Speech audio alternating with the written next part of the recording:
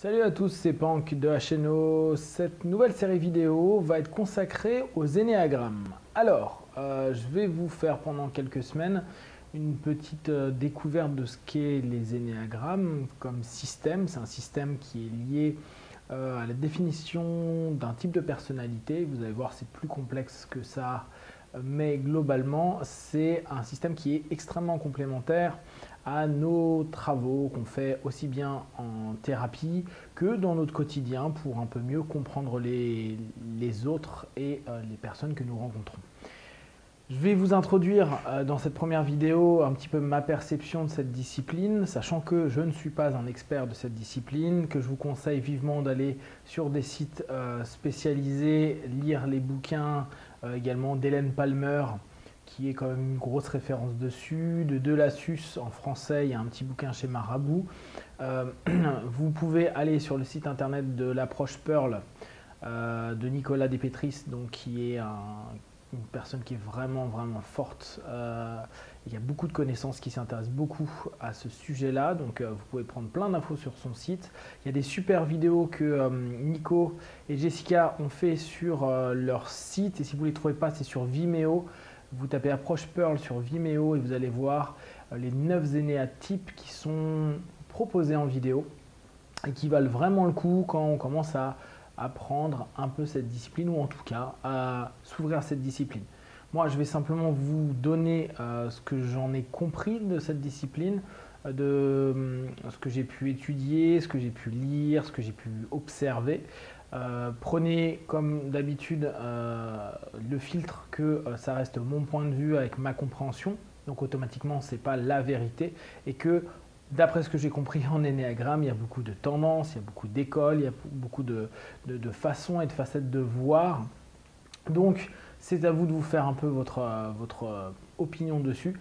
Regardez, je sais qu'il y a pas mal de vidéos sur YouTube à ce sujet-là, il y a beaucoup de documents et vous pouvez trouver pas mal de e-books à ce sujet-là. Donc informez-vous si ça vous intéresse. Le but de mes vidéos, c'est vraiment de vous introduire au système, aux énéatypes, éventuellement un peu comment ça peut fonctionner entre énéatypes, comment nous on peut l'utiliser aussi bien dans notre vie sociale quotidienne que dans notre pratique thérapeutique. Pensez toujours que plus on étudie de systèmes et plus on les intègre petit à petit de manière claire et cohérente dans notre quotidien et dans notre pratique, mieux c'est, parce qu'on s'ouvre des choses, on s'ouvre des possibilités. Et en fait, on se dit souvent, bon, c'est bon, je m'en sors plutôt pas mal avec ma perception des choses. Et d'un coup, on rajoute, je vais reprendre une métaphore qui m'a été dite récemment, jeudi dernier. Vous rajoutez en fait un quartier dans la ville et d'un coup, vous vous rendez compte que ce quartier est lié à un autre quartier, qui est lié à un autre quartier, et que la globalité, ça vous fait votre thérapie ou votre relation humaine. Et donc que la ville, en fait, c'est la globalité de votre thérapie. Et que là, aujourd'hui, moi, je vais vous présenter un quartier. Au fur et à mesure, je vais vous le décrire de plus en plus, ce quartier. Mais vous pouvez facilement l'intégrer au quartier d'à côté et vous allez vous rendre compte que les deux ne sont pas tellement éloignés. Et que très souvent, on se pose la question après, mais comment ça se fait que ces concepts-là, je ne les ai pas connus avant? Et après, quand on y pense, c'est waouh, c'est difficile de se dire qu'on ne les connaissait pas avant. Moi, ça a été le cas avec les énégrammes que j'avais trouvé intéressants, les premières fois que j'avais rencontré la PNL ou l'hypnose. Là, j'ai beaucoup ça aussi avec l'AT où je me dis waouh, il y a des concepts que je trouve extraordinaires. Après, chacun va avoir avec ses disciplines et son background des choses où vous allez les rajouter et en faire votre propre façon de percevoir les disciplines, votre façon d'évoluer et de permettre d'avoir des résultats positifs et agréables pour vos partenaires. Alors, les énéagrammes. Je ne vais pas vous faire l'historique parce que très sincèrement, j'ai lu plusieurs historiques et je m'en contrefous. Donc ça, vous pouvez aller sur Internet.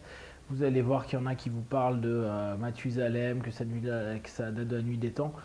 Allez vérifier vous-même. Nous, on va reprendre à partir d'Oscar Ichiazo, qui, en gros, ont été des psys qui ont réétudié le potentiel de ces 9 types de personnalités et qui ont permis en fait de définir, de par quand même certaines croyances, un ensemble une cartographie qui est intéressante sur la typologie humaine.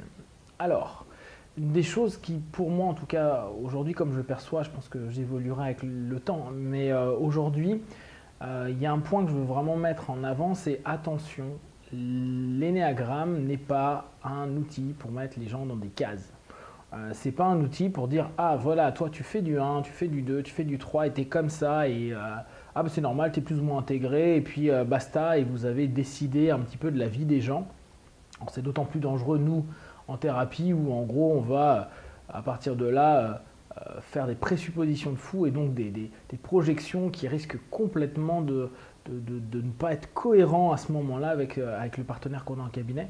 Donc même pour vous qui êtes en train de découvrir ou qui avez pu déjà commencer à découvrir un petit peu les énéagrammes avec le système des points Cosmos que je vous avais proposé, où à chaque énéatype il y a un point du corps qui va vous permettre de vous retrouver dans une transe qui est harmonique, là vous allez vous rendre compte que les énéagrammes, c'est vraiment des types de personnalités, c'est des orientations, c'est des énergies qu'on a la plupart du temps. C'est-à-dire que on reste quand même centré sur une forme d'énergie globale dans notre quotidien. Pour autant, une personne reste unique. C'est pas parce qu'on a plusieurs personnes qui ont la même énergie qu'on va avoir la même histoire de vie, qu'on va ressentir les choses de la même manière. On va pouvoir peut-être le filtrer avec des cartes qui se ressemblent, mais ces cartes ne sont pas similaires.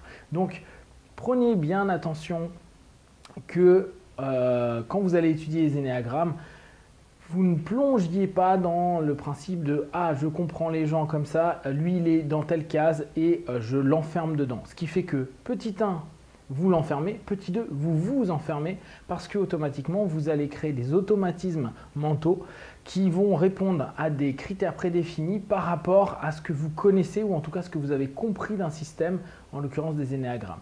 Prenez ça comme un élément qui va vous permettre de mieux comprendre l'être humain. Moi, ce que je trouve génial, et c'est pour ça que je veux vous le partager, dans ce système-là, c'est que ça m'a permis de mieux accepter, de mieux accueillir l'être humain, les autres. Pourquoi? Parce que pour beaucoup d'entre nous, on a tellement des modes de compréhension particuliers, personnels, on a nos filtres de vie. Si en plus on se rend compte qu'on a clairement des tendances avec les énéatypes, on sait qu'il y a des choses qu'on n'arrive même pas à concevoir parce que c'est totalement l'opposé de ce que l'on est.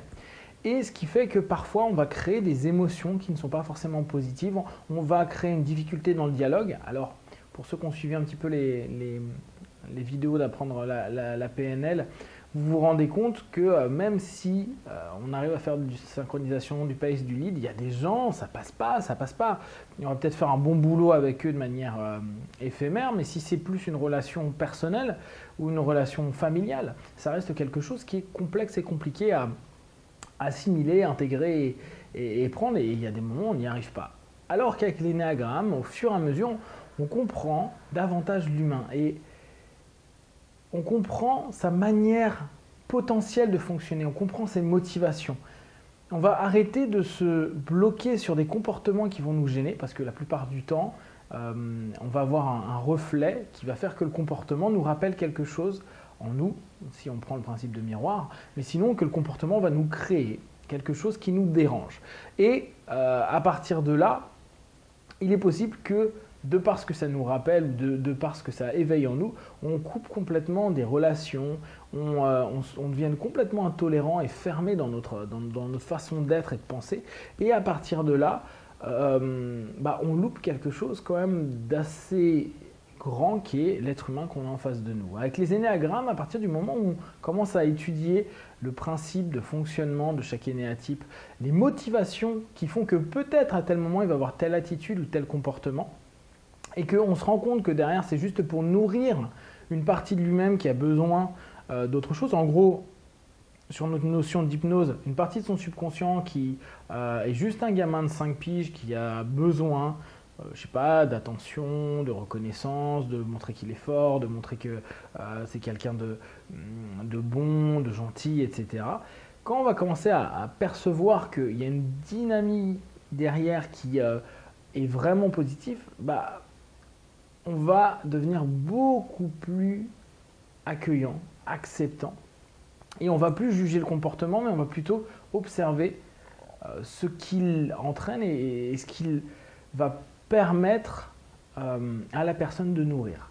Donc, de mon point de vue, l'étude de l'énéagramme a cet intérêt-là. C'est petit à petit, on comprend que bah ouais, il réagit comme ça, on a l'impression qu'il est tout le temps en colère, tout le temps énervé, ou au contraire qu'il a peur de tout, etc. Et bah, quand vous allez comprendre la motivation qu'il y a derrière, on va plus du tout être dans le jugement qu'on a tous, hein, faut pas se leurrer, on juge tout le monde, on catalogue tout le monde. Et justement, ça va nous permettre d'avoir une forme de flexibilité mentale qui va se mettre en place. Et c'est pour ça que je vous dis, gardez cette flexibilité mentale et évitez de devenir complètement obtus dans tiens, il est comme ça, il fait ça, et puis point à la ligne, mais plutôt de vous dire ah ouais, il a cette tendance-là, mais derrière, il y a peut-être ça. Donc ça vous permettra quoi? Ça vous permettra de poser des questions, de vous intéresser à la personne, de ne pas prendre le comportement comme un élément principal de la personnalité de la personne, mais comme étant l'expression de sa personnalité et l'expression d'une motivation de sa personnalité. Donc on arrêtera un petit peu de dire bon bah je te mets une étiquette parce que ton comportement c'est comme ça. Non, le comportement n'est qu'un comportement. Par contre, la motivation derrière est différente. On peut crier ou se mettre en colère pour des choses différentes. Il y en a, ça sera pour se protéger. Il y en a, ça sera pour montrer qu'ils existent, par exemple. Et pour autant, les deux personnes ont le même comportement. Mais le même comportement n'aura pas la même intention derrière. Et ce moteur, ce driver qu'il y a derrière, il a énormément d'importance parce que c'est ça qui va faire qu'on va commencer à comprendre notre partenaire, nos partenaires, les personnes qu'on rencontre à longueur de temps et ne plus l'étiqueter, le mettre encore une fois dans une case et perdre un rapport qui peut être génial parce que si on commence à se dire bah non, ok, il a tel comportement, mais derrière il y a ça, qui est son moteur. Et si je pose des questions sur son moteur, on s'aperçoit que l'explication de son comportement est beaucoup plus cohérent peut-être pour nous, plus acceptable, voire même on s'en fout de son comportement et on va commencer à se plonger dans une rencontre humaine de cœur à cœur, de subconscient à subconscient, en enlevant un petit peu les strates et les couches qui sont des masques sociaux. Et on va vraiment prendre un temps, un moment pour découvrir notre partenaire. Alors, dans les énéagrammes, vous verrez qu'il y a 9 types de personnalités. 9 types de personnalités, ça veut dire en réalité 9 motivations qui apportent des comportements. Il faut vraiment que vous gardiez dans cette introduction, mais je le répéterai, je pense, beaucoup dans les vidéos à venir, pensez qu'on ne va pas juger le comportement. Je répète, on ne juge jamais un comportement, on observe le comportement. Mais ce n'est pas ça qu'on est en train d'analyser et d'étudier. Le comportement va être une manière d'exprimer une motivation. Nous, ce qui va nous intéresser, c'est chercher, rechercher et comprendre la motivation, la source qui génère cette réaction, cette action, ce comportement. À savoir que dans les énéagrammes, pour se connaître, pour se retrouver, ça demande du temps. Vous allez vous rendre compte que quand vous allez commencer à chercher, vous allez aller sur Internet, vous allez regarder des vidéos, écouter des conférences et autres, et vous allez vous rendre compte que vous vous retrouvez un peu partout. Vous allez vous rendre compte que on aimerait être un truc et un autre truc. Que y a plusieurs qui parlent, donc on doit être un mix de tout ça. Et peut-être même vous allez voir des tests. Moi, je ne vous les conseille pas, sachant que l'énéagramme est avant tout un chemin de développement personnel, de découverte personnelle. Et il est plus intéressant de lire les différents énéatypes, de se poser des questions, de s'observer, de prendre vraiment un temps d'observation. Qu'est-ce que je suis? Qui je suis? Comment je réagis là? Est-ce que ma réaction, elle est liée juste au comportement que je vais donner ou simplement il y a quelque chose derrière? Posez-vous les questions et vous allez vous rendre compte que au départ, se trouver, savoir qui nous sommes, savoir quelle tendance nous avons, admettre cette tendance, accepter cette tendance est quelque chose de long et ça peut vous prendre beaucoup de temps. Je vous conseille d'éviter de demander par exemple à des personnes qui le font qui connaissent bien le système de vous dire ce que vous êtes. Découvrez plutôt qui vous êtes. Découvrez plutôt quel énéatype vous faites.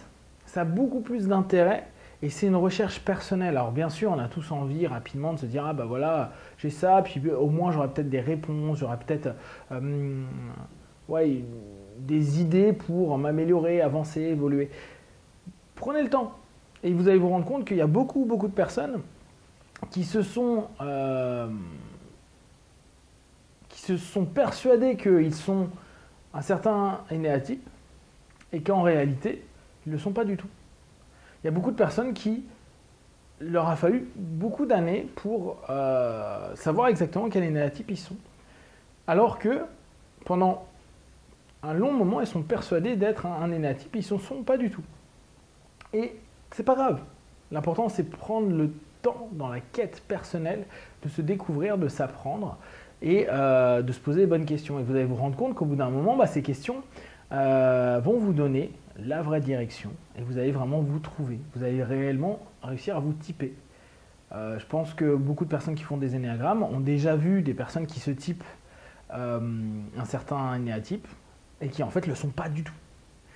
Néanmoins, c'est pas à nous de dire ah ben non, t'as tort. On peut poser des questions, on peut voir un peu ses réactions, on peut voir ses motivations, mais c'est pas à nous de dire bon, tu es ça. Déjà, on l'enfermerait. Après, on ne lui permettrait pas de se découvrir. Et puis en plus, tu n'es pas un numéro. Tu fais. C'est-à-dire que tu as les attitudes, tu as une énergie d'un énéatype. Mais ce n'est pas pour autant que tu es identifié par ça. Tu n'es pas une étiquette. On revient toujours sur ce principe. Les énéagrammes, il faudra vraiment prendre attention à ne pas étiqueter les gens. Parce que nous, on s'en rend compte pas mal avec les gars d'Achéno, c'est que on a tellement eu l'habitude de jouer avec ça que très souvent on dit ah tiens, t'as vu, il a une énergie de 6, lui il a plutôt une énergie de 5. Et que pour beaucoup de personnes autour de nous qui ne connaissent pas le système, ils sont complètement paumés. Ils se disent oula, de quoi vous parlez, vous êtes en train de parler en code. Et pour autant, on n'est pas en train de juger la personne. On dit tiens, il a plutôt des traits de caractère qui amènent à ce type d'énergie-là. Donc prenez le temps de vous découvrir, de découvrir quel type de personnalité vous êtes. Prenez le temps aussi d'être dans l'erreur. Prenez le temps de vous découvrir. Donc, dans les énéagrammes, il y a 9 types de personnalités. Un point important, c'est qu'il y a 3 centres, c'est-à-dire 3 essences primaires. Le centre instinctif, le centre émotionnel, donc on va dire des personnes plutôt instinctives, des personnes plutôt émotionnelles, et le centre mental, plutôt intellectuel. Déjà, ça c'est intéressant pour vous. Est-ce que vous êtes plutôt un émotif? Est-ce que vous êtes plutôt quelqu'un qui vous sentez dans le spontané, j'allais dire l'animal, mais ouais, vraiment cette notion d'instinctif? Ou est-ce que vous êtes plutôt un mental, un intellectuel? Bien sûr, la question va être, parfois on se croit hyper intellectuel ou hyper spontané alors qu'on est hyper émotionnel. C'est là où il va falloir se trouver. Et dans chaque centre se trouvent 3 énéatypes. Donc dans le centre instinctif, vous allez retrouver le 8, le 9, le 1. Dans le centre émotionnel, le 2, le 3, le 4. Et dans le centre mental, le 5, le 6, le 7. De chaque type de personnalité, vous allez avoir des motivations différentes. Donc moi, je vais reprendre les motivations telles qu'on me les avait enseignées, telles que j'ai pu le relire. Après, beaucoup d'auteurs en fait ne parlent pas de motivation. Ils vont donner un cadre type le 1. Pour nous, c'est quête de perfection. Donc cette direction de j'ai une motivation à aller vers la perfection. Et beaucoup d'auteurs vont donner en fait justement une étiquette, le perfectionniste. Moi, je préfère, c'est pour ça que je parlerai souvent de quête plutôt que de statut. Je préfère parce que ça donne une flexibilité et on sent que c'est un cheminement, c'est une espèce de mouvement. Alors que si je dis, toi tu fais du 1, tu es un perfectionniste, tu es directement, oui, toi c'est que la perfection, tu cherches ci, alors que tu es en quête de perfection. On sent quelque chose qui est plus statique, on sent quelque chose qui est dans le mouvement, qui est dans la vie. Et ce que j'aime bien, moi, dans l'énéagramme, c'est cette notion de vie. Donc, quête de perfection, c'est le 1. Quête de reconnaissance, c'est les personnes qui font du 2. Quête de réussite, c'est les personnes qui font du 3. On les reverra tous un à un, dans les vidéos qui vont suivre dans les semaines à venir, où je vais vraiment reprendre chaque énéatype, puis peut-être après les intégrations et les désintégrations, puis vous donner un max d'informations, en tout cas le maximum que moi j'ai et que j'ai assimilé le mieux possible. Ceux que j'ai pas encore vraiment capté, je vous en parlerai pas. Mais vraiment, je vous conseille, si ça vous plaît, rapprochez-vous de centres qui font ça, parce que c'est vraiment un système qui peut être sympa. 4, quête d'authenticité. 5, quête de connaissance. 6, quête de sécurité. 7, quête de divertissement. 8, quête de force. 9, quête de médiation. D'accord?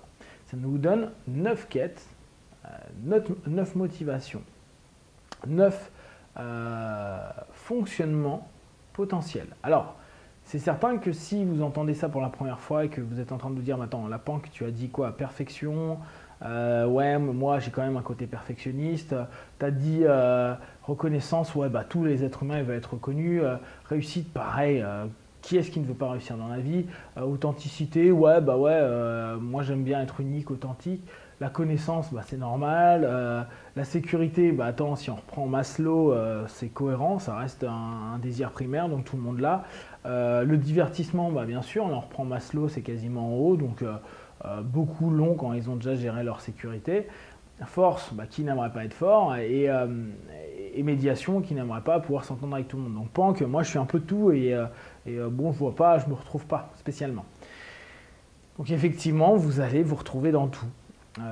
Effectivement, vous allez avoir des ressentis qui vous parlent dans chaque énéatype. Vous allez prendre le temps de les découvrir, de les étudier, de les apprendre, et ouais, il y a de fortes chances que vous soyez connecté à telle chose ou telle autre. Maintenant, ce que je vais vous demander, ça va être de penser et d'observer dans la semaine qui va venir, parce que je vais tenter de faire ça toutes les semaines, de cogiter, non pas ouais, ben moi je suis un perfectionniste parce que souvent j'aime bien ranger parfaitement mon bureau, qui est là un comportement, mais ça se trouve, vous voulez ranger parfaitement votre bureau parce que pour vous c'est vachement plus pratique, parce que pour vous ça donne du style, parce que pour vous ça vous mène plus rapidement à quelque chose d'effectif.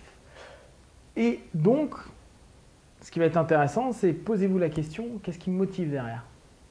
Qu'est-ce qui me pousse à faire ça? Est-ce que c'est vraiment cette notion de perfection ou c'est autre chose? Et vous allez vous rendre compte que la plupart du temps, et dans un premier temps, c'est pour ça que ça va être intéressant de vous observer sur une semaine, vous allez avoir un comportement qui peut sembler être donc l'un des 9 types, mais qui ne reste qu'un comportement et pas du tout l'essence, la source initiale et l'ambition qu'il y a derrière, donc la motivation qu'il y a derrière, la quête qu'il y a derrière. Donc on verra dans les semaines à venir l'ensemble des énéatypes petit à petit. Je ferai de manière très simple l'énéatype un petit peu comment il est, comment il fonctionne, ce qu'ils appellent les passions, ce qu'ils appellent les notions d'intégration, vers où on peut aller ou comment on peut se reconnaître. L'idée étant vraiment que vous puissiez aller gratter, chercher, retrouver. Ça va donner des petites introductions pour ceux qui aiment bien ce système. Et ça vous permettra de peut-être de vous reconnaître et de vous trouver. La première chose là dans ces vidéos, c'est vraiment trouvez-vous, soyez-vous, découvrez-vous. C'est un outil qui va pouvoir vous aider. Et puis après, si vous voulez un petit peu vous amuser à vous dire « Ah tiens, il a tel type de comportement, mais on sent que derrière il y a ça », vous allez pouvoir petit à petit vous dire « Ah ouais, c'est vrai, je le comprends mieux parce que il réagit comme ça, ah ouais, moi ça m'énervait parce que ça réveillait ça en moi, mais parce que moi je suis plutôt dans cette tendance-là, dans cette énergie, etc. » Et vous allez vous rendre compte qu'en fait, ça devient passionnant de découvrir, découvrir les autres au travers d'un petit spectre de personnalité qui a vraiment beaucoup d'intérêt. Donc, Si vous avez des questions, si le sujet vous intéresse, si vous êtes pour une série de vidéos à ce sujet-là, vous me le dites, vous envoyez un petit mail ou comme d'habitude un petit commentaire. Je pense que si je le mets en place, ça sera hebdomadaire. Lundi étant de la PNL, je pense pas que je le ferai tous les mardis, ça sera plutôt le mercredi ou le jeudi, vendredi, il faudra que je vois. Et pareil qu'avec la PNL, on va petit à petit mettre des petits outils à disposition pour que vous puissiez au fur et à mesure prendre plaisir à vous trouver, vous découvrir. Pensez comme d'habitude, vous prenez ce qui est bon et juste pour vous. Si c'est un système qui vous parle, tant mieux. Si c'est un système qui ne vous parle pas du tout, mettez de côté. Il y a plein de systèmes à étudier. Prenez ce qui est bon pour vous, rejetez ce qui ne l'est pas. L'important est de devenir qui vous êtes vraiment, de devenir une personne qui vous sent bien au quotidien, qui permet d'offrir son bonheur et son bien-être aux gens qui les entourent. Voilà, prenez soin de vous, Be One, à très bientôt. Ciao.